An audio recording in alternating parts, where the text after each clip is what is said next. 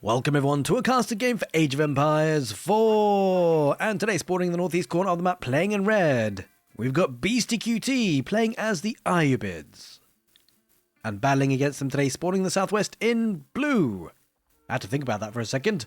It is ayyubids playing as the Byzantines. Welcome everyone to Gorge. Hope you guys are having a great morning, good afternoon or good evening, and well, interesting civilizations, new ones for the Sultan's Ascend DLC coming on through. I say new, but actually, it's been around for quite some time. Speaking of which, actually, we should be expecting a new DLC for Age of Empires 4 relatively soon.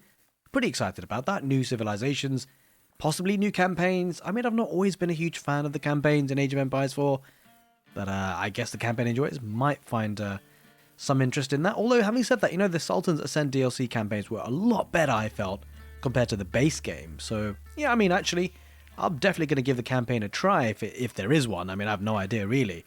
But of course, we should be expecting new civilizations.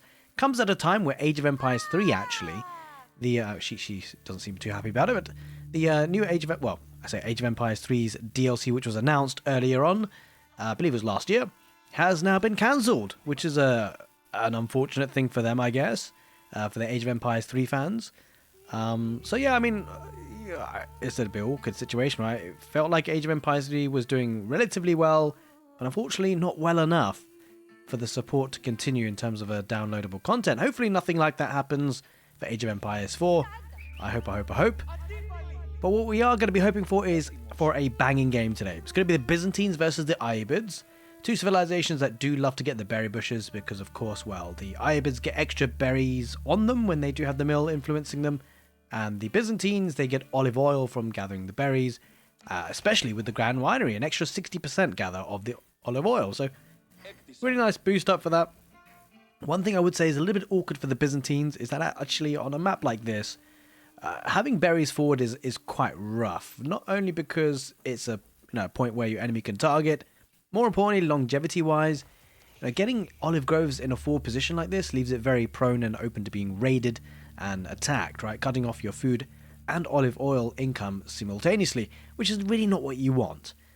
So I think really if you have a choice, and you have a choice of between having the berries at the back and the gold in the front, or vice versa as it is now today on the generation, with the berries on the front and the gold at the back, I think you definitely want the berries at the back and the gold in the front. Of course, depends on your chosen strategies. Fast castlers might say, actually, you want the gold at the back to make sure it's a little bit safer and easier to protect, but we'll see what's on show for today. The Byzantines versus the ayyubids. One thing that's great for the ayyubids in this particular matchup is that cataphracts, cavalry, well, the ayyubids have got desert raiders, which have a camel unease. It reduces the damage output from enemy cavalry by 20%. It's definitely something super powerful for the ayyubids, so put them in a good spot. I feel like ayyubids actually are relatively strong as a civilization, especially against heavily kind of cavalry-based civs, because look at they got the camels firstly, but number two, their economy is relatively strong. They can get the House of Wisdom, they get the Golden Age tiers, 10% extra gather rate for tier 1. Of course, he needs another 5 structures to actually achieve that. But he's going up with the Eco Wing to the Feudal Age, going to get the Growth Wing, so extra 3 villagers and extra food on the berries as well. So it's quite a nice boost for them early on here for Beasty. Going to increase that villager count quite significantly. Now, speaking of gather rates and economy, the Cistern is the heart of the Byzantine economy, and he will be getting an additional 10% gather rate of the villagers on that. So yeah, it's a nice bit of boosting for sure, as the sheep do now be coming home to be eaten. Well, double broadaxe wheelbarrow coming in for the Byzantines, wheelbarrow only at the moment for Beasty, as he now plonks down a stable. Bear in mind the desert raiders can actually be made from stables and archery ranges. It's quite a nice versatile unit in that regard, and it will be a stable opening here for the Byzantines, which Beasty does see with his scout. Now let's talk about map generation, because these two civilizations do love to go for the relics, of course. 3 in the middle of the map, nicely spaced out between the 2 players, and 1 on each corner for either player. So I mean, I guess it just depends who really looks to go to the castle age first. The Byzantines have some really good timings actually, because of the fact they can get mercenaries with the olive oil. They can make units in the feudal age, but it doesn't hurt their timing too much. The ayyubids, on the other hand, I mean, they get a fastest progression, especially if they think about going with the culture wing. The advancement wing, this can be very, very nice. 900 food, 500 gold, so significant discount. Well, 20% actually. Well, sorry, I don't think it's 20%. It's 400 cost less overall, so it's very, very nice indeed. But the duration of the age up is reduced by 20%. The other thing as well, bear in mind, of course, the ayyubids don't need to actually commit villagers to building structures in terms of ages up, right? So you've also got all your villagers working whilst you are aging up, and it's got extra villagers because of the growth wing, 3 extra into the feudal age. And so it becomes interesting. The horsemen looking to charge down the desert raider. Just one desert raider so far, so not really wanted to take the fight just yet. Double stable opening, which may be suggesting if the castle age does come on in, camel lancers could be a play here for Beasty. He's already got the infrastructure set up. Back at home for the Byzantines. Probably going to be longbows as the contract. Yeah, it will be indeed. So going to be going for that typical horseman longbowman play here for the Byzantines. Tried and tested. Question is, how will it do against the ayyubids play? So I would like to say, by the way, a very big thank you for everyone who has been supporting the channel. You guys are absolute legends. Thank you, thank you, thank you. Special shout out to the YouTube channel members and the Twitch subscribers. And of course the Patreons. Thank you, thank you, thank you. This is a nice spot. That's a bit of a goated mining camp, although it probably could have been placed a little bit further. Or, yeah, maybe it could have done a little bit, but it's still working pretty nicely with the outpost protecting both as well. The question is whether he'll be going for a second town centre here, Beasty, in the Castle Age. The reason why I say Castle Age very definitively is actually the Byzantines, the ayyubids, there are civilizations that actually do enjoy getting the second town centre in the Castle Age rather than the Feudal Age, primarily because what happens is that actually the good Castle Age timing for both these civilizations means they can have really good time on grabbing the relics. Once they've got the relics, they can often expand their economy and catch up to the enemy's economy if the enemy has gone for a second town centre. But of course, because it's both Byzantines and ayyubids today, it's unlikely that either player will go for a Feudal Age town centre. So kind of similar playstyles in that regard. Both players probably going to go to the Castle Age after making a couple of units, challenge for the relics, and then there's a decision point actually, because both civilizations do play similarly. One might decide to go for a second town centre. Both might decide to go for a second town centre. And obviously, if it is only one player that goes for a second town centre, that player was, going to have to put some damage in, get some units quickly, and pack up the punches against his enemy and do some, significant pressure. Now, second town centre actually play in the Castle Age can be quite nice because once you do exhaust your primary resources at the base, you do really have to venture out, and it's often in the corners of the map. So certainly for Beasty, up in the north is a really good spot. There's the 8,000 gold vein tile, there's deer camp, there's berries, and I gotta say that's a really nice spawn because you don't really have the same here. For the Byzantine player in the south, it's just primarily the gold. Sure, he's got the gold on the west side, but it's less gold. It's not the 8,000 gold vein tile, but he does have the berries and the deer stack. He does also have the boar, which of course the Byzantines can actually take advantage of, unlike the ayyubids. That's a lot of units. You can see Ashikaki as the Byzantines getting plenty of horsemen, and all these longbows all paid for by olive oil. Look at this. He's actually, instead of going for the culture wing, he's going to go for the... he's going for the culture wing, but it's not quite the advancement wing. He's going to go for the logistics. So he's actually going to grant 3 dervish, which is going to be fantastic because not only does it increase the healing, but more importantly, the dervish, of course, is the unit that can pick up the relics for the ayyubids. Now granted, there's a lot of units for the Byzantines that look to try and probably deny that, cover the relics, but we'll see how many relics that Beastie is going to be able to get today on this map. The outpost with the arrow-slits as well, village garrison inside, only room for 5. And he actually he cancels the archer range, doesn't want to commit. Is the other horseman really going to dive this? Because there's a desert raiders behind this, it might be a very costly price to pay to try and take this down. He might get it in the end. To be fair, if he does kill 5 villagers, it's a pretty good... Oh, he manages to sneak out. He wasn't looking for a second. Beastie should survive with the majority of those villagers. Lost 1. Might lose a second just about by the skin of his teeth. Gets out with that one. So overall, actually, having lost maybe 2 to 3 horsemen there for a villager, I don't know. Overall, it's probably okay there for the Byzantines. But Beastie rather, got away with it, really. Being able to drag in the villagers and the enemy not spotting it quick enough.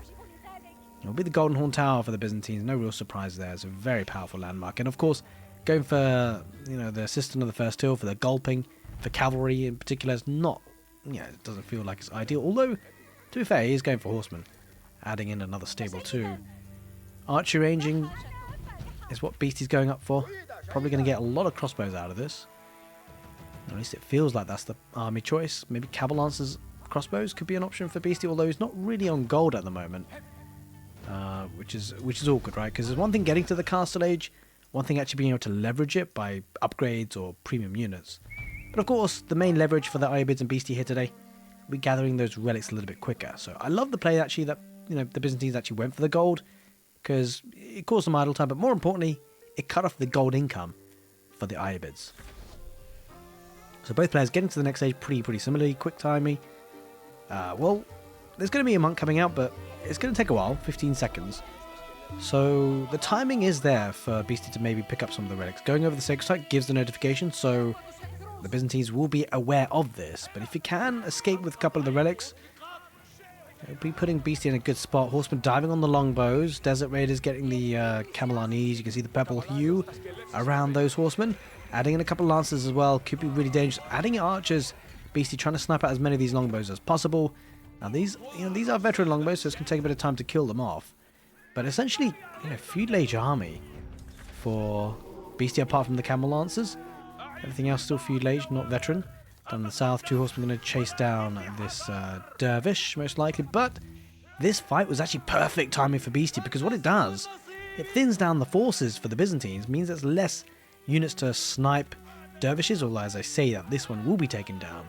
But overall, one is being grabbed by the Byzantines, two so far, for the ayyubids.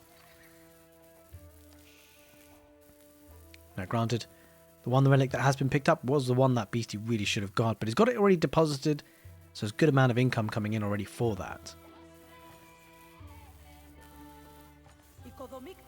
Yeah, veterancy upgrades coming on in now for the Byzantines. Quick time. Now, archery ranges aren't really heavily being used. He's going to get the veterancy on the archers at least for now, but he might be just testing the waters to see what he's up against before he commits. Kind of struggling on food somewhat here, Beasty. But he has made a bit of a playpen at the north, which is actually really good because it's going to secure a lot of resources, right? Berries, deer camp, gold.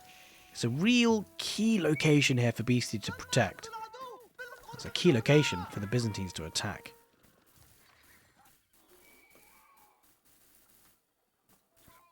Looks like Beasty should be able to escape with about 3 of the 5 relics, which is very nice indeed. Yeah, okay, interesting. He's going to go for the archer line of units. Probably anticipating Limitanis Witch, but yeah, I mean, it's an interesting choice actually. Often we do see a kind of a combination between camel lancers and crossbows, but very costly on gold, right? Which he doesn't really have huge amounts of income on just yet. But the relics will help with that somewhat. A couple of horsemen. Well, actually, these are camel lancers and a desert raid around the back. The archers should be able to pick off a decent number of these horsemen. It's been caught out here, Shakurki. No outpost on the goal, so that's possibly a focus for him, although he might go north to see what he's up against. Now, if he does go north, it's probably unlikely that these guys will escape. Camel lancers charging on in, gets more villager on the wood line. Probably won't be able to achieve too much more with that. Oh, actually. Maybe a village kill? No, doesn't get it in the end. The archers, yeah, these horsemen are gone, but he has spotted what Beasty's up to, right? He knows he's in the north. And that's something, at least.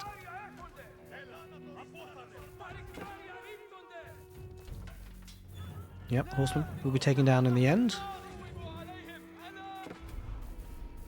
So a situation where actually both players are kind of a bit tentative, not being able to achieve too much against each other just yet. Units running around all sorts of directions.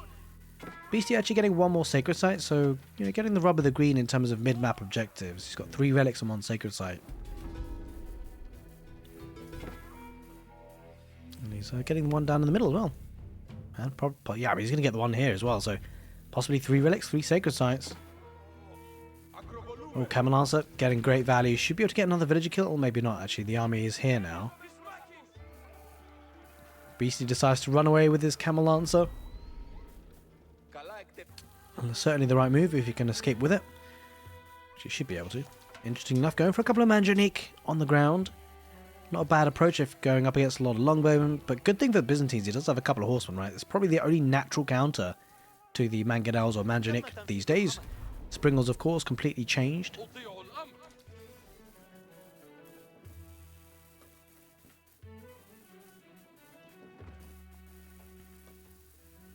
Now, Sacred Site Timer has been activated. Not that we necessarily expect that to really be something that wins them the game necessarily, but definitely keeps up the pressure, forces the Byzantines to come out onto the map and split the forces at times. Speaking of splitting forces, if he doesn't have the horsemen here soon, it could be a problem because those Manjanik are looking menacing.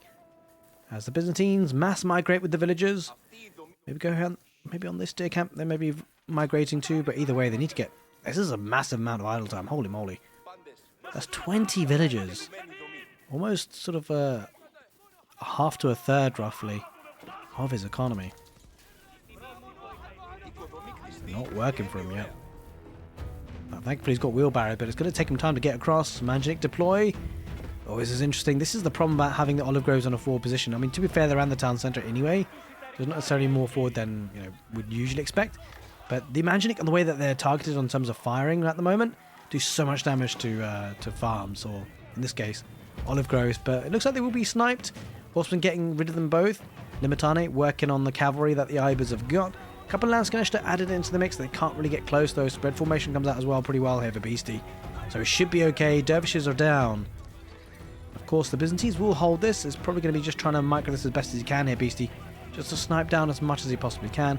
Focusing on the weak horsemen and actually sniping them pretty well. They're doing a decent amount of output damage. Holy moly. He does have the second ranged attack upgrade, so he'll be doing okay-ish against the horsemen. Probably not so well against the Cataphract, though. That guy is a chunky guy. But 3 Sacred Sites still capped here for Beasty, would you believe? I suspect he won't be able to hold on for it too long, because that kind of push in... Oh, well, hang on a minute. Something must be going down, because Beasty has a significant villager lead, like 10 villagers. Either there's been idle time, and I guess there has been some villager kills. We'll see. I mean, either way, Beasty now is gathering some stone. The question is it for a keep? Is it for another town centre? Question remains to be seen and answered. Forward outpost? Yeah, this is going to be a solid spot, right? It's a lot of food to be had. Now, granted, not a single farm here for Beasty just yet, so it means the transition might come a little bit later and a little bit, trickily.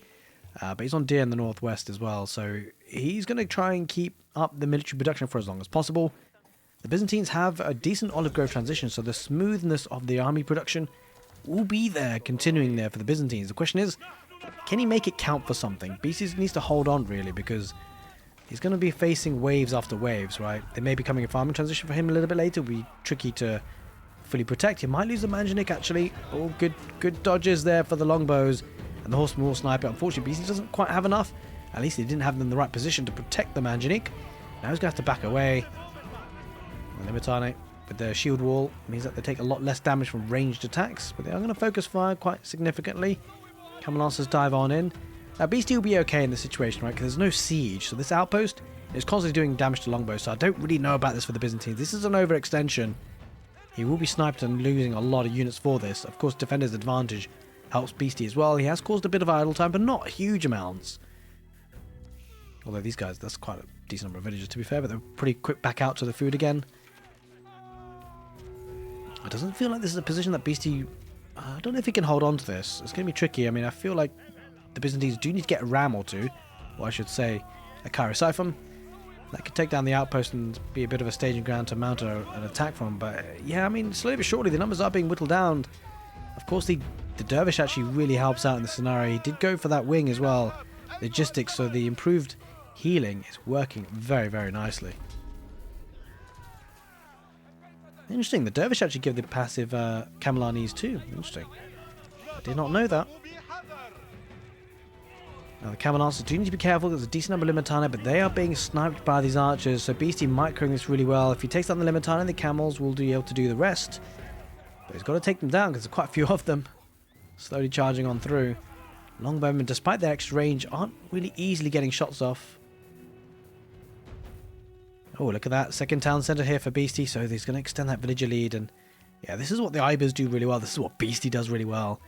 Because all he does need to do now is make sure he doesn't die in the next 10-15 minutes. And he will certainly have the superior economy. Especially considering the Byzantines haven't added in a second town centre themselves. Oh, no mill. Hello. That's going to be some very long distance gathering there for the Byzantines. Bit of an oversight. He's just going to go check out. But the this is lovely as well. The purpose of this positioning is, well, not obviously to gather, but we won't see it from that angle. But what we do know is that it's not something that the Byzantines will see easily. Like, you won't have line of sight of that. Oh, that's a very long distance of mining. 50 wood for a mill is not expensive. Maybe you couldn't afford it at the time, but either way, they're going to be making a big journey for that.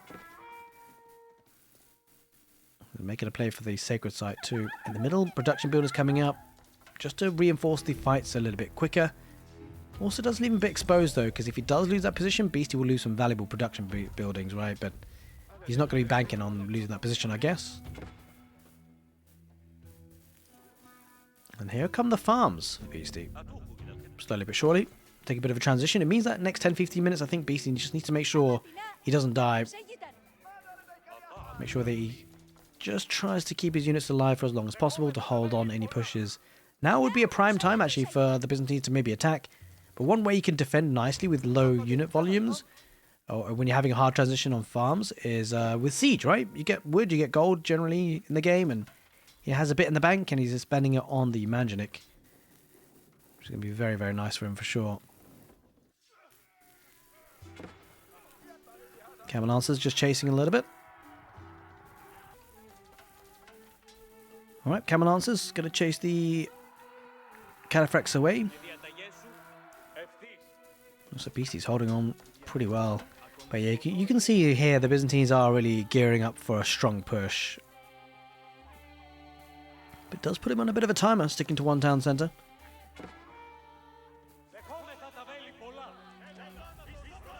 Limitane. Oh, good pull away there for Beasty.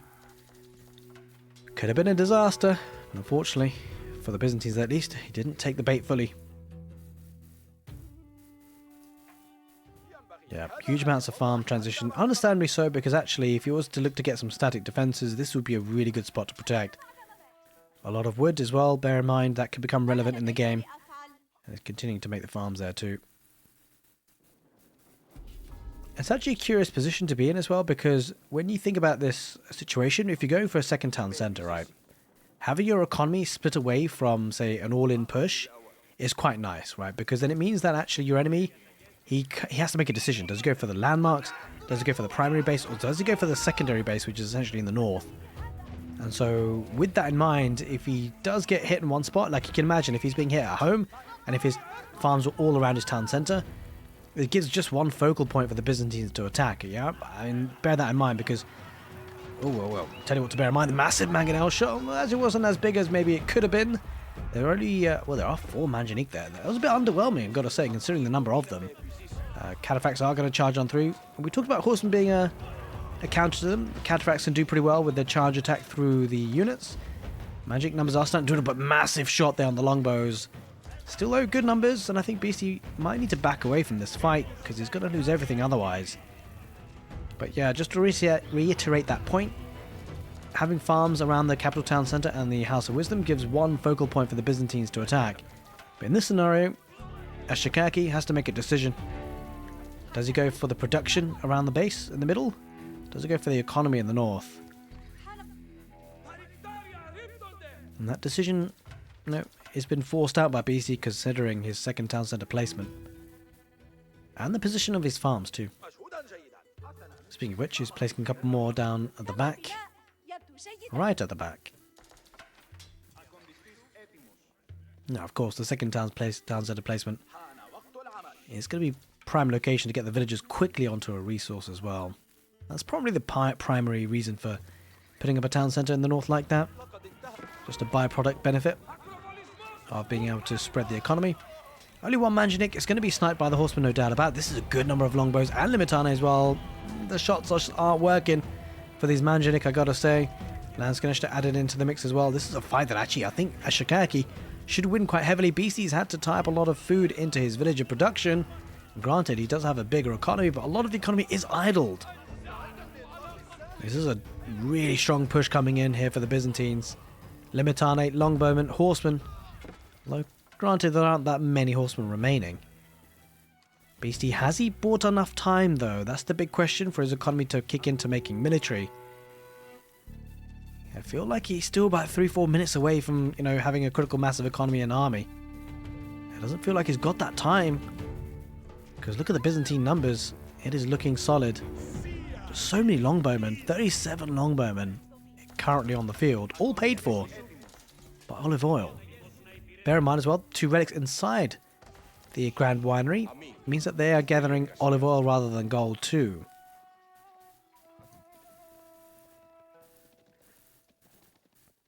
Looks like a group of horsemen moving north. This is what we're talking about, right? Having to split up the army. Means that Beasty can survive and buy some time, which is exactly what he needs to do here. Look at that, 80 military units on the field for the Byzantines.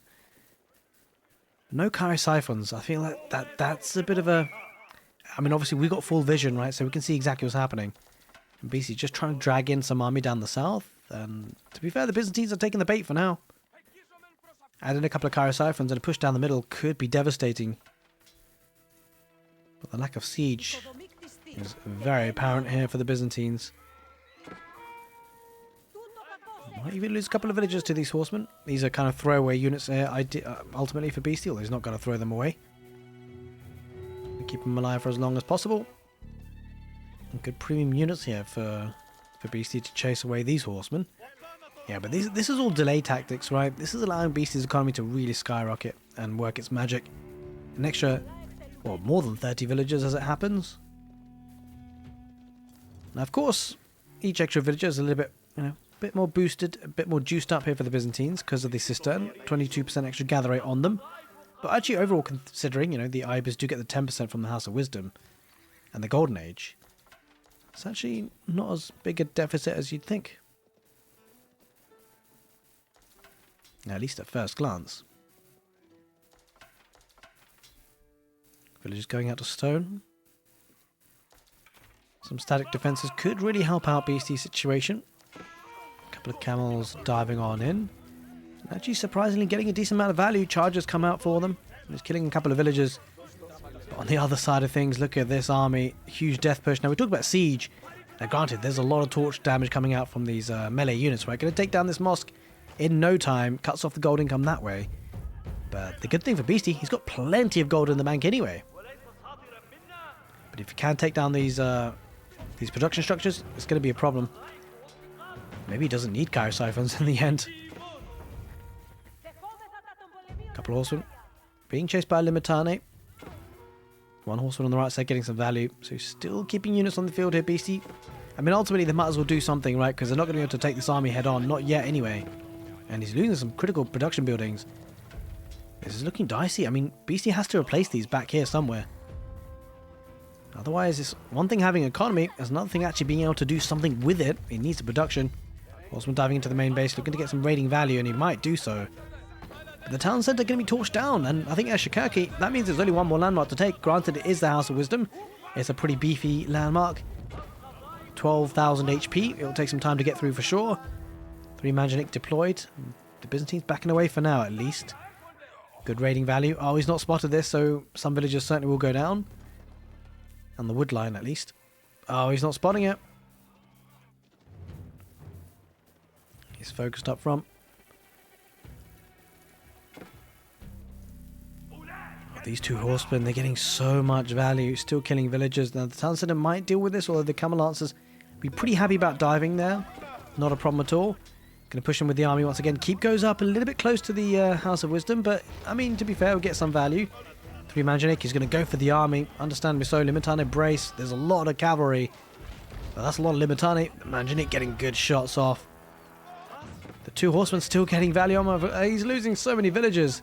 He's down to 44 villagers. Yeah, this is all in. This is completely all in. Ashikaki didn't necessarily notice it. He's probably wondering, where am I losing villagers? But this is a huge all-in push. Without siege this time is a problem, because you can imagine taking a fight like this, your melee units are all engaged, right? So structurally, infrastructurally, you're not doing super amounts of damage. These horsemen, they're still working on these villagers. I mean, to be fair, no, you can't really make the argument. I was going to say that maybe if you have a bank of resources, losing the villagers gives you the ability to make more army, but that's just not the case. He doesn't have enough food anymore. Doesn't have enough villagers. And he's still not spotting it.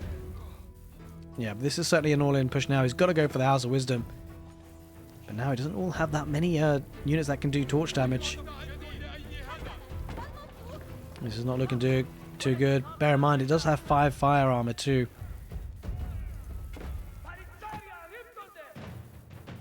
Now the army's getting involved, but it's continuously trying to chop wood. This is such a bad situation in terms of villager count for the Byzantines. It does have 80 military. I mean, there we go. There are the Chrysophons. This is what we needed.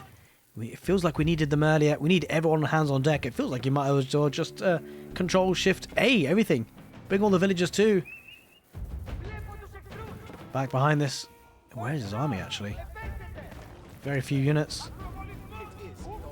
For Beasty. Now the Chrysophon, they need to go for the House of Wisdom.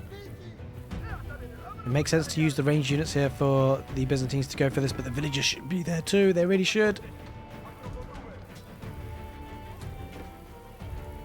Because there's no way back from this. If this doesn't work, it will be an immediate tap out. To be fair, at this point, there are only 20 villagers to add, but it could come down to the wire. It could be relevant. Here comes the push. Beasty coming in with the villagers to repair. Well, yeah, to repair and build a keep. Cavalry as well. Trying to take out the Chrysophons. He's taken out one of them at least. Man-at-Arms coming up. Going to be doing well against the longbows and tanking a little bit. Look at the House of Wisdom. It's so low in HP. Is barely alive, but he's got the repairs. He's got the wood for it too, Beasty. Down to 1,000 HP. The keep goes up. Oh, this is not going to work. The numbers are dwindling. Look at the camel lancers. Defender's advantage working well here for Beasty as well. He's going to clear up the army. Only 2 Chrysophons left, and the villagers are repairing everything on hands on deck. And there it is. GG gets called. Beasty with some incredible raids with those 2 horsemen. What a cracking end to this game. Hope you guys enjoyed it. Take care, and see you next time.